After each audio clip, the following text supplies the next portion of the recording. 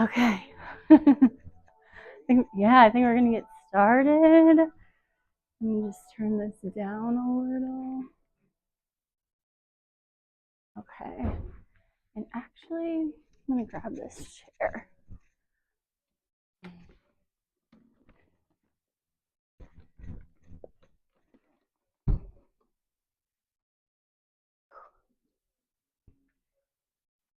Okay, well, thank you so much, everyone, for being here today. It's a big day for me. I'm feeling emotional. Got some jitters, got some nervous poops, to be honest with you.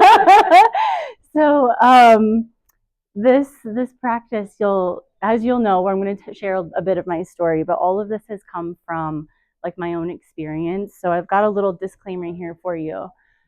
Oh, and of course we go and it's not working. Here we go. So this is just my personal perspective. I'm going to speak as if it's like the perspective, but that's just because of the confidence I have in it. I understand that there's definitely a lot more perspectives about this, and not, I think they're all right. I think what works for you is what's important. So make sure you find what, resonates with you. But this is what has resonated with me and made the biggest impact in my life. I'm also a naturopathic doctor and an acupuncturist. I'm not a mental health professional, but I have found that this stuff has to do with physical health as well, and mindfulness can affect your physical health and help your physical health. So the handout I've got some pre-talk questions on there for you.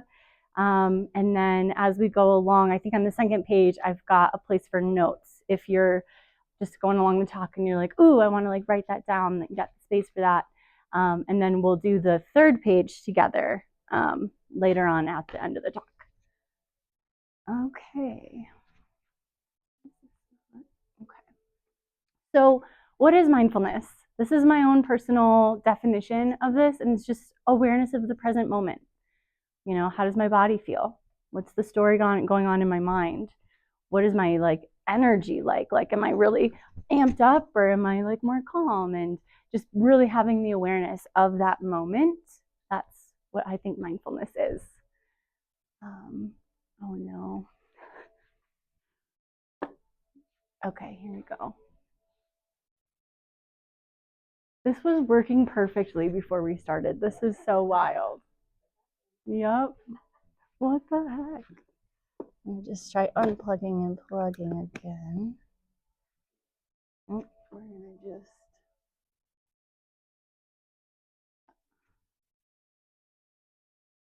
All right. Well. Okay, so mindfulness is just simply awareness of the present moment, and your perspective is the thing that actually creates your experience in life. And it's like through your body that you experience life. So how you feel and what you think, like all of that is what kind of creates this lens bubble around you. And so when you're interacting with things in your life, it's like, okay, I'm now filtering it through my own lens. And so if we can understand that lens, then we're able to understand how we're creating the experience that we're having in life. And so it's like, if we can just create some systems for ourselves, I break it down to 4 main aspects of our being: the mind, the emotions, the energy, and your physical health. If we can have systems set up for that, then we can actually have more conscious control over our experience of life, because we can see how we're creating it. And with any experience, there's always different ways to interpret that experience. So that's why you can be going to a movie with a friend and you're sitting there and you turn to each other and one of you loved it and the other one hated it, right? So it's like we've all got this unique experience, and mindfulness is the way that you can start to tune into, okay, how is my perspective creating my experience right now? It's like this is the fundamental skill to learn for that.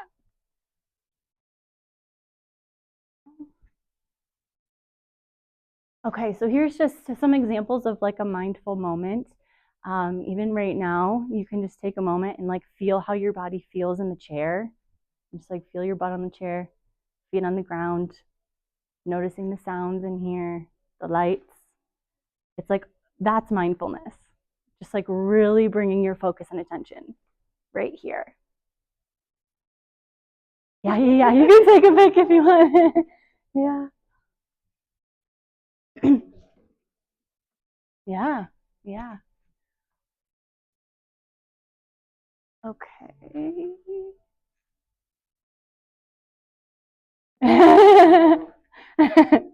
So this is my signature process. This is what I have come up with. Instead of meditating, even for 5 minutes, 10 minutes a day, this is what I do instead.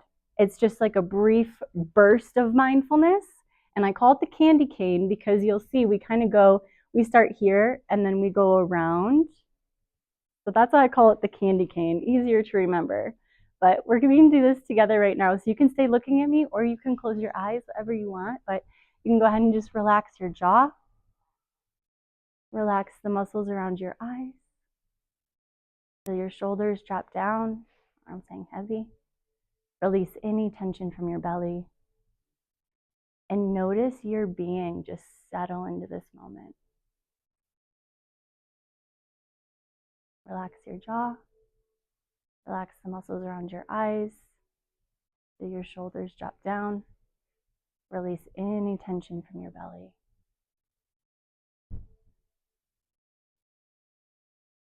You guys can come on back. This practice you can do literally anywhere. You can do it when you're having a conversation with someone that's getting a little heated.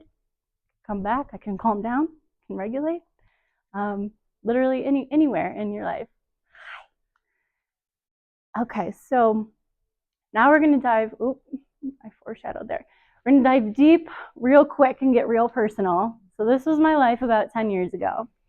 I was at a small private college and I was having like the time of my life. It was honestly one of like the happiest times of my life. This was my driving to school, seeing downtown Chicago. Fun fact, I lived in Wrigleyville when the Cubs won the World Series in 2016. I had a nice group of friends. Like we were all there for wellness because I was in my naturopathic medicine program at the time. I was in school with chiropractors. We were very close knit. It was a very small school. I ended up falling for one of the guys in the class, and he had become like my best friend. And then we started dating, and it was like, hey, let's save money and like let's move in together. Very quickly, my life completely changed. This was a picture of me when all of that was happening. I was about 95 pounds here. I had stopped getting my period. I was extremely stressed out and I was extremely isolated. Because all of us were friends, I didn't want to like badmouth at all. So I kept everything very close to the chest. And I didn't want it to happen because I knew that this was going to blow up. So essentially, it blew up. There's a very public situation where everyone saw what was going on behind closed doors, and it was the most humiliating moment of my life. And then I had to go to school and be in classes with this person. And so the professors knew because we're sitting away from each other and there's all this thing. And I was walking into rooms, people had been just talking about me and everyone goes quiet. Not just like a couple people, it was like the whole class. And it was terrible. It was really terrible. It was like, before that, I was very, very shy. I would sit in the back. I might know the answer, but I would never raise my hand. I hated when people would look at me, so much so that in undergrad, I have this memory where I'm walking across campus and there was just kids everywhere, like hanging out. And I just remember feeling like, don't look at me, don't look at me, don't look at me, just like so scared. This moment ripped me open. And I think, in retrospect now, I think it's because I'm meant to be doing things like this where people are seeing me. It's like I had to go through that experience to feel seen, to know that I can be seen, to be humiliated, to be talked badly about, and like I'm gonna be okay at the end of the day. But this experience made me basically, as one does, went to see a shaman for healing because I was like, this is terrible. My life is terrible. Having panic attacks, very dark thoughts. I felt terrible. So went to see him for healing. He taught me about meditation and also about just how just these emotional patterns that I was in and how I found myself in this relationship because of my past and because of my upbringing and things. He kind of put all of this together for me. And At the time, I think I was in like 9 classes. I think I had like almost 30 credits. Like I was extremely stressed out. I didn't have the time to meditate. And so I started doing that candy cane. And that was like an anchor for me. So that's the next part here is using mindfulness as an anchor of something where you're like, okay, when I'm really stressed out, what can I go to bring me back to myself, to bring me back in? And this practice is all that I've done. Like, I mean, yes, I would sit down and I would meditate like when I really felt it for longer periods of time, but this practice is what I was doing consistently. And anytime I was in that fear state, I could at least for a brief moment come in, drop in, and I was calm again. And so the skills that I think that this practice allows you to do is to come back to your body in the present moment, to self-soothe, but then also to become the observer of your mind and then question the stories that it's telling you and then like reroute those stories. Okay, so we're gonna fast forward a year from that moment where the rug got pulled out from under me. My life like fundamentally changed. The friend groups, like, I don't know, have you guys seen Gilmore Girls? Okay, do you know like Luke versus Lorelai in the town? That was very much the vibes of then. Broke up friend groups to this day, like we still haven't all come back together. So everything changed. But I was doing consistent healing with this shaman and like really diving deep emotionally. I got a coach. I was all the things. And then this moment happened. So it was about a year from when all of that happened. And at that point in time, this person had been downtown in a clinic and I was in the suburbs. But this particular week, he was going to be back in the area and at the base clinic, and I was going to have to see him again after not seeing him for a while. And I hadn't eaten in days. I was so stressed out. I was freaking out. And then I ended up like seeing him, and like at that day, like I was the nasty one. And so that night, I'm laying in bed. My body's burning because I haven't eaten in days, hadn't eaten anything all day. And I have this thought, okay, I should probably eat something right now. I go to get up and I hear this voice scream at me, "You don't deserve to eat." And it was a moment that like I still kind of have chills because I started immediately bawling. I had never heard that voice before. My whole life, ever since I was like probably like 10 to 12, people would see me and be like, they were picking up on my body dysmorphia and eating disorders. And I was just in denial of it for a long time. I'm like, no, like I just don't have an appetite. Like I'm stressed out. I just don't have an appetite. But that voice was like, wait a minute, is there a part of me that actually does have a problem here that thinks that I don't deserve to eat? So that moment woke me up to that voice. And I think that we have these stories that are online that we created in childhood that are there like the whole time and creating action for us that we don't even see. It's like in a blind spot. And so I just feel like that whole thing, it just really woke me up to seeing how much I like hated myself. And so then I started hearing more and more voices of like all the things of how mean I was to myself when things weren't going right or when I wasn't doing things perfectly, just beating myself up. And so then I was like, okay, like there's something here. I've got to change this. I've got to heal. And then it kind of set me on this whole new path of healing. And I think sometimes on this journey, if you're going to go deep and do the inner work, a lot of the time it's like ignorance is bliss. Like, why did I start doing this? Because now I'm seeing all this stuff that I didn't know about that I wish that I hadn't seen because now I've got to deal with it.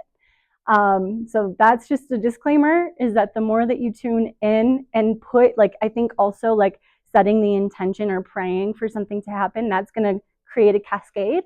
And then repressed memories can come up, things can come back. But I will say in my experience that like for me, the more that I could open up to the emotion and just realize, okay, emotions are just sensations in the body. I can feel this. It doesn't mean anything about me. It doesn't say anything. Like I can just feel through it and it will pass. And scientifically, they found that like the chemicals of emotions only last in the body for 90 seconds and then they're gone. And so, I mean, I think when you start to like, when you're resisting and you're not wanting to feel the emotion, you can kind of temper it down, but then it lasts longer. And so it's like, if you can just open up and release, you can like move through the wave. Okay. And so as part of this healing, I just started to become that loving person to myself. Especially that I needed as a kid. It's like these old memories were coming up. Okay, so then the next big thing that happened was probably, yeah, I think that this was probably a year after the awakening of realizing that voice. So I had a really, really hard day. There was a light post that was out, and I was driving, taking a right-hand turn, and there was people crossing, and I didn't see them. So I almost hit them. They start screaming at me. They're banging on my car, and I was just like, oh my gosh, like, I'm so sorry. I'm so sorry. And I pull out, and then I have to pull over, and I'm crying, and I'm just flat hand on my chest, and I'm just like rubbing my chest, and I'm just like, Sarah, you're okay. And I'm like hugging myself. I'm like, Sarah, you're okay. You're okay. It's okay. And then I started crying even more because I realized, holy shit, I'm being nice to myself right now. Like, I'm loving on myself in this moment when I normally would have been so mean to myself. I'm loving myself. And that was just like such a powerful moment for me. And I think that this, since then, it's just continued to go. I feel like I've continued to deepen that relationship with myself and putting myself outside of my comfort zone, like getting up here and doing this and being able to regulate all morning and being able to do that. And the number one thing that I attribute my ability to do that is this candy cane practice. And it's like, it builds up. It's like putting coins in a little piggy bank. Like, it adds up every time you do it. It's a cumulative effect. So I think there's some thoughts in the spiritual community and like mindfulness community of like, if you just go in and you heal, you're going to pop out all healed on the other side. And there's this like, I don't know, some thoughts and beliefs of like, you can kind of get over your humanness. And I just don't believe that. I think that we're souls here having a human experience meant to really embrace our humanness. And our entire lives is going to be this journey. And with each new season, there's going to come new challenges so that you can overcome those challenges to become like more of who you really are. Okay, so let's do another candy cane. So you guys can go ahead and relax your jaw. Relax the muscles around your eyes. Feel your shoulders drop down, arms hang heavy. Release any tension from your belly. Just feel your energy settle into this moment.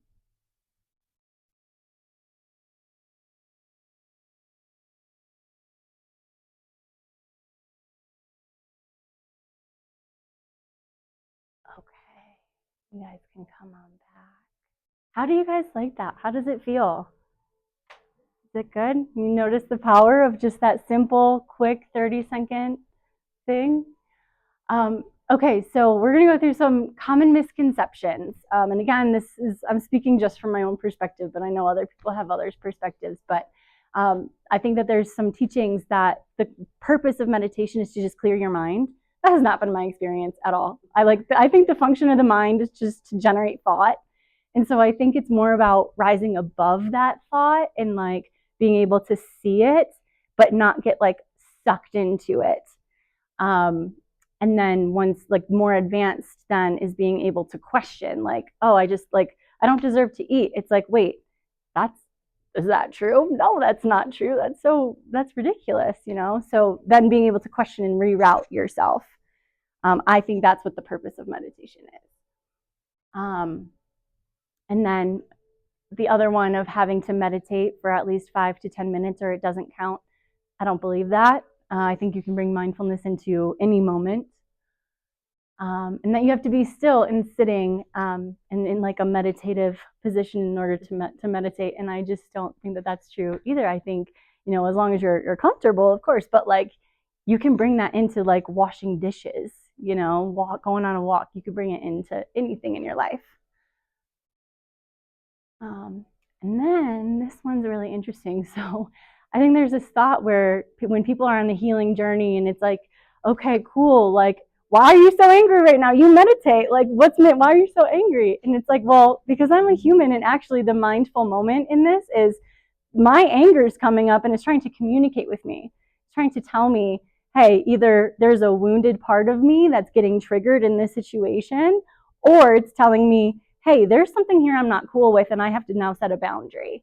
Like, it's always communicating something with you. And I think you miss it when you have like a belief of like, I shouldn't feel these things. It's like, well, I think it's naturally rising for a reason.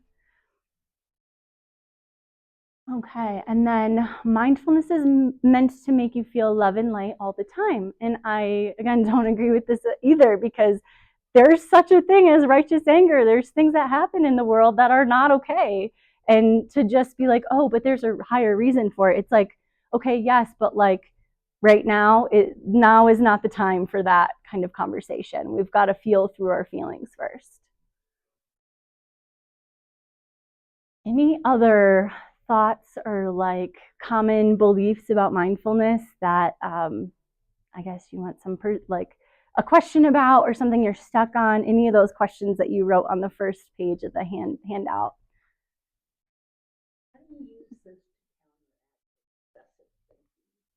Ooh, that's a great question. And I would say it's to be able to have a pattern interrupt, because if your pattern is this like obsessive thinking, then being able to do this candy cane and then like bring yourself back to the present moment, that like puts a pattern interrupt to that unconscious pattern that you have. And I think over time, the more that you do that, you'll be able to pause, separate from it, and then reroute your mind. So that rerouting could look like, okay, that situation either was in the past or it's in the future. Right now, what am I doing right now? Okay, what do I want to do right now? How do I want to like be in this moment? I want to go make a cup of tea or a cup of coffee or sit on the porch, or whatever it is, being able to like separate and then do something nice for yourself that's kind of outside that rumination. um, yeah, that's kind of what's coming to me. Yeah. Is there anything else? Okay. So let's do another one. You can relax your jaw, relax the muscles around your eyes, feel your shoulders drop down, release any tension from your belly, and feel your energy settle into this moment.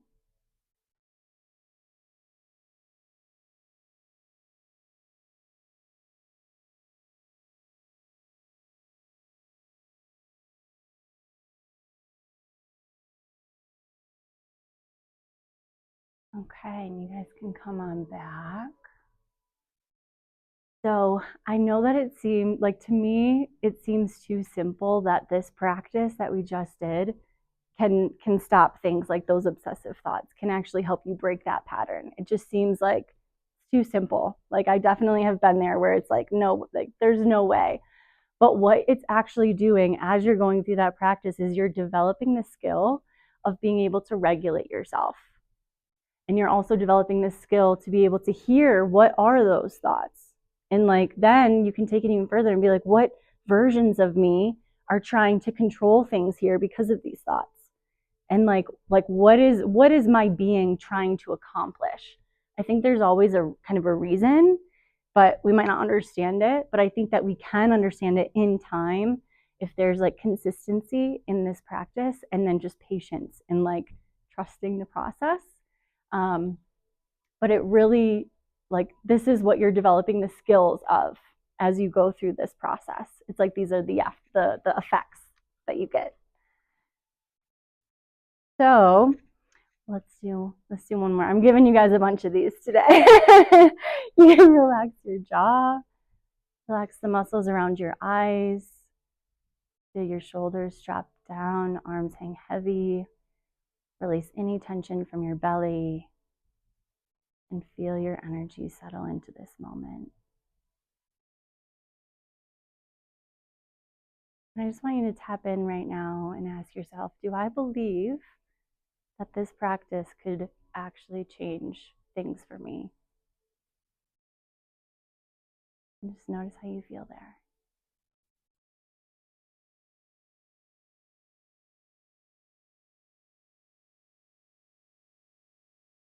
And you guys can come on back. So I'm curious, is there still doubt? Or are we like, okay, there might be something to this. Could maybe work for me, maybe. Like I said, I've doubted. But this practice, I said 9 years up here, but it probably has been like 10 years ever since that first rug out from under me moment. This practice has been like the one thing that I have clung to, because it's of just the power of it. And when I fall off, because it's not like I've been consistent with it that entire time. I've definitely fallen off. But when I've fallen off, I've gotten I feel so out of touch. I don't feel like myself. I wasn't doing, felt when I fell off, I wasn't doing any practices like for myself. So this is just what I keep coming back to. And I also think that this is a really important aspect of wellness, because it's like being able to feel your body. You're like, what are you feeling? How can I take better care of you? What do you need of me? And like really having that like relationship with your body. And I think that this practice is like the most simple, basic thing that you can do to start to like really anchor in and like form that connection and relationship like with yourself. So on the handout, on that third page there, I've got that scale, and I'm just curious how we're feeling now. Where are we at now in relation to what we were at in the beginning?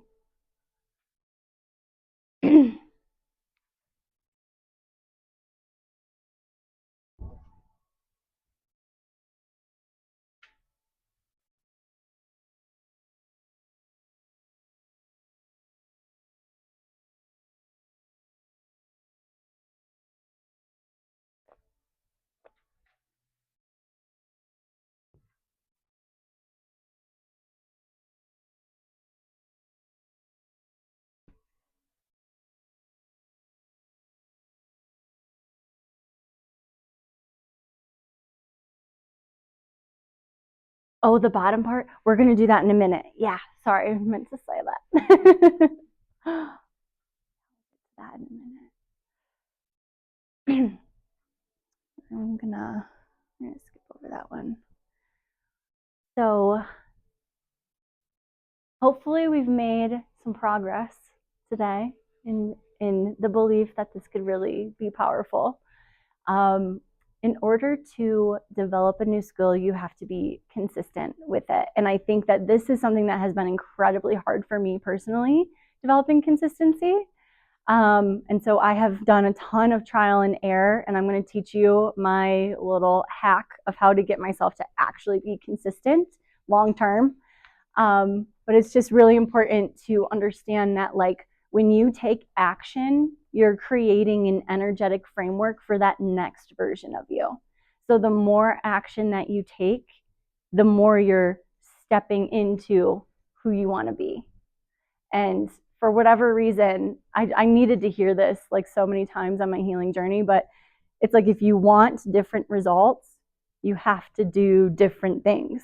And that was like so hard for me for so long. I feel like it sometimes still is. Like I'm still trying to get my butt to the gym 3 days a week and I can't. Like it's just, we've got resistance, we've got our humanness, all that stuff comes up.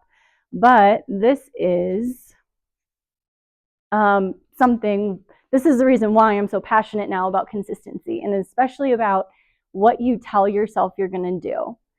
So the energetics of self-trust, it's like when you show up and you do the thing that you say you're going to do, you're putting coins in a self-trust bucket. You're putting coins in there. But when you say that you're going to do something and then you don't do it, it's like you're pulling out the bottom of those self-trust coins and it all falls out. And energetically, it's like you're actually harming yourself. So it's better to not commit to the thing, and then end up taking action and doing it anyway, or maybe you take a form of that action. It's better to do that than to say, I'm going to do all these things, but then you only do this many. It's like that's actually like energetically harming yourself. Yeah. Yeah. Yeah. Yeah. Better to not actually physically make the list because I get pride out of the high Yeah. I see the rest of it as an achievement. It's almost like the brain wants to focus on what you don't do rather than what you do accomplish. Yeah. Yeah. Do you mind if I share a thought on that? It's like, what if you had the list, and then what if you put a star next to like minimum, I need to get these 3 things done. Make it feel so easy. Right. That's what I kind of focus on. Perfect. Yeah. I get that. I'm like that too, where if I have a list and then I get to cross it off, I get like so much energy from it. It just makes me feel so good. It's a reward. It's a reward. It's like, yes, I showed up for myself. Okay. So let's get practical and think about how can you start to build in mindfulness into your current schedule. Things that you already do, things you already do every day. And I like to do this trick. I think it's called habit stacking, where like whatever it is that you're doing, like making coffee in the morning or something, it's like, okay, right when I go to push start on the coffee maker, I'm going to feel my feet on the floor. I'm going to feel what the temperature of the room is. I'm going to feel how my heart feels today. I'm going to see, is it sunny? Is it cloudy out? What's the weather doing? It's like all of that is a mindful moment. So whatever things you're doing that you're naturally already, just think about like what would be really easy. What would be an easy thing? Something else I really love to do is like washing dishes. Normally I've got like a TV show or like a song, like music, podcast, whatever on. Sometimes I like to do it in complete silence just to hear what's going on in there. And so I'll start by just like, how does this water feel? All right, this thing's not getting clean, like whatever it is. But then noticing like, that's interesting. I'm thinking about that. I haven't thought about that in years. Is there a reason that's coming up? Is there a theme here? That's just one of the things I love to do. Or noticing the way that my body will start to like clench up and tighten when I'm watching a TV show that's like action filled. I'm like, oh wow, my body's really getting into this, and then I like relax it a little bit. Like that's mindfulness, you know. I do that. One of my major hobbies is like bead work and counting the beads. It's a repetitive pattern, but I become very aware of the count, and everything else goes away. Yes, yes, that's mindfulness. Yep, I'm a cross stitcher, and so yeah, that's something I do too. Where I'm like, ooh, how's this feeling? Ooh, my hand's cramping up. I've been doing this for a long time, Like, yeah, any of those moments. Okay, so now that we've got, okay, this is probably when I could do it, we're going to go into creating our container. So that default time is what you just picked out. So the default time is like that moment. And then we're going to think about, okay, how many do you want to do a day? I think if you haven't been doing this, 1 to 3 max. Start there. I know it seems too easy because it's 30 seconds, but start there, and then you can start building it in. And actually what could happen is you start doing it at these specific times, and then you go about your life and you're like, ooh, oh, I'm feeling a little triggered. I got to do a candy cane, and then you start doing it, and you start incorporating it into your life. So go ahead and pick how many you're going to do, and then how many days do you want to commit to? So if you want to use this practice for self-trust, for building up self-trust, I like to do like a quick win, 3 days. For the next 3 days, I'm going to do 1 adult tea. Perfect. That's enough. Like that is great, actually. And then you show up and you do it those 3 days.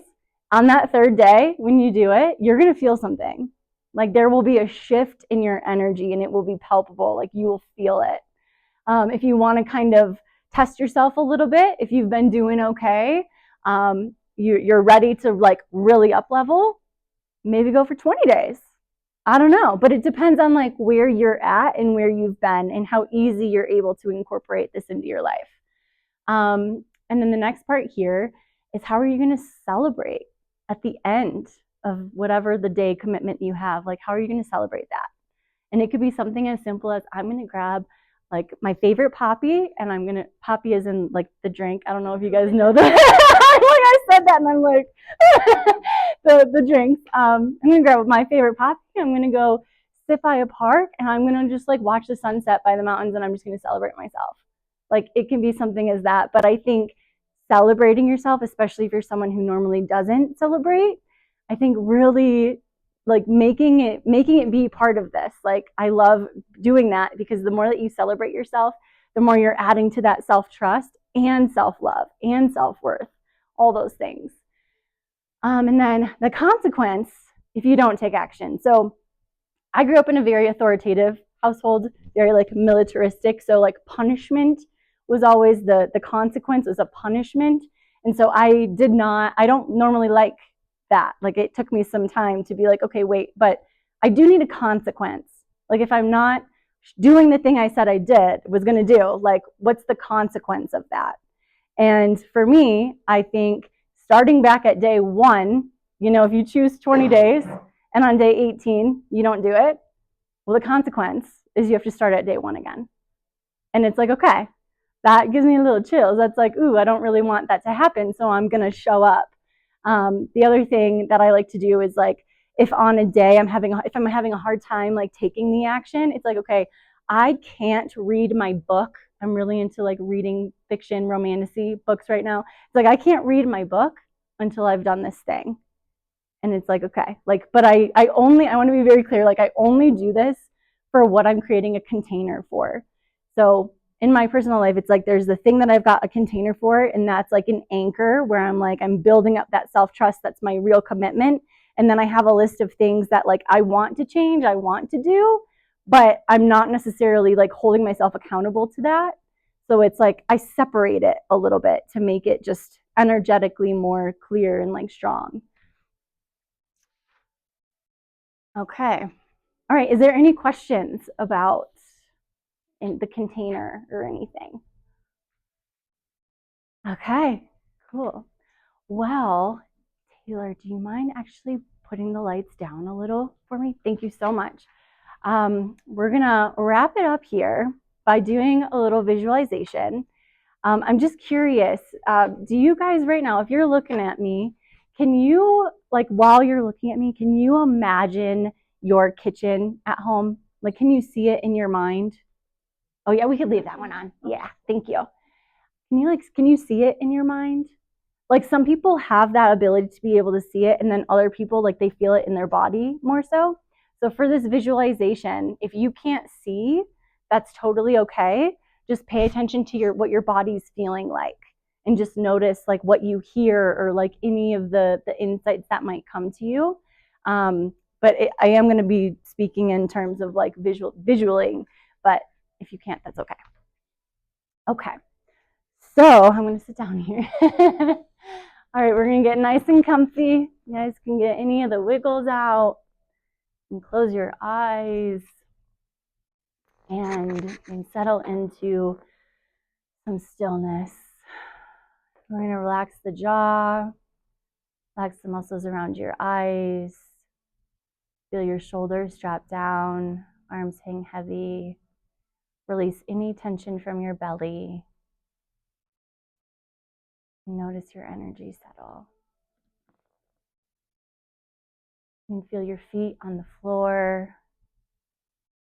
You can feel your butt in the chair. And try to drop into the chair like 10% more. Feeling just really relaxed. Feeling everything just settle for this moment. And then notice where the air is coming into your body and expanding your chest. Maybe it expands your belly. Just watching that air come in and feeling your body naturally constrict and exhale for you.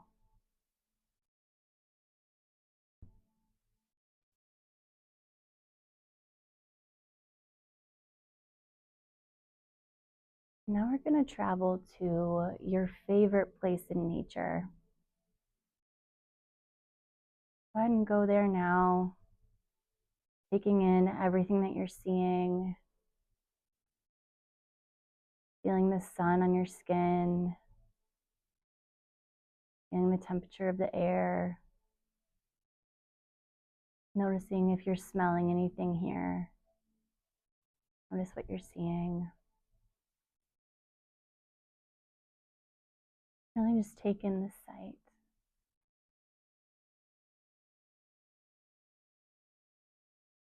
And up ahead, there's a path leading into a forest. You start walking down this path and you notice that there's animals like scurrying on the forest floor.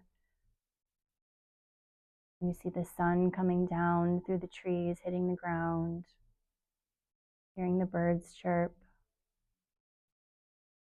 And off in the distance, you see like this shiny reflection, like someone's using a mirror to get your attention. And I want you to just follow this.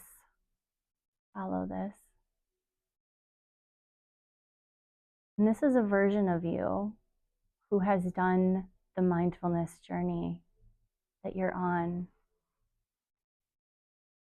This version of you has felt benefit and has a story to share. So as you're making your way to this reflective call to you, you come into a clearing and you see this version of you. They're just waiting for you. And they come up to you. And go ahead and just take them in. How are they holding themselves?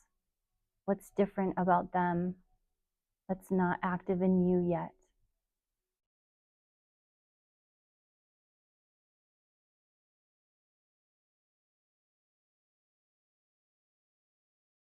And you can ask them if they have any messages for you.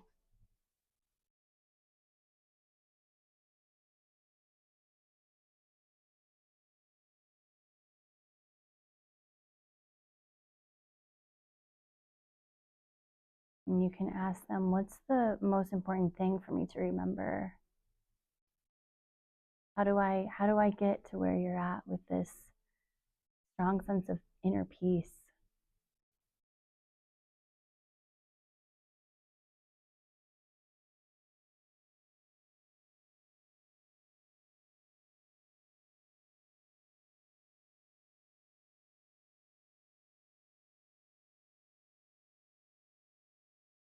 And you can continue asking them whatever questions you'd like.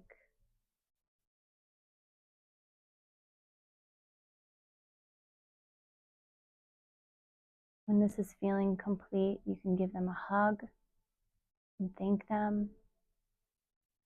Tell them how much you love them and how much you love the support that they're giving you.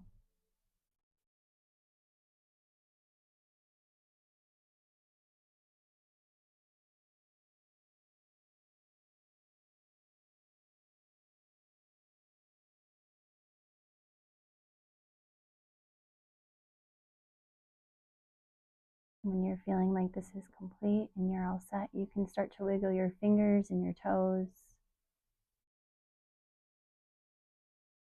And you can come back. And I've got some room on that last page of the handout to write down any notes, anything that happened that you don't want to forget. Write down those insights.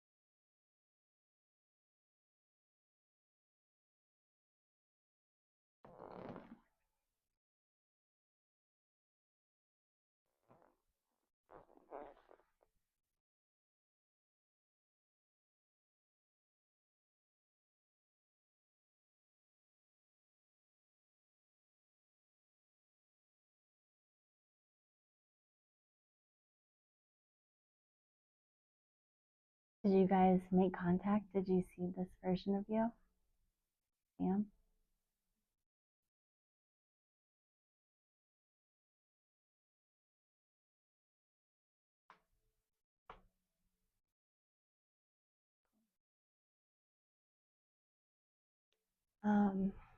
Okay, does anyone want to share anything that came up? You definitely don't have to, but just wanted to open it up if you feel like it.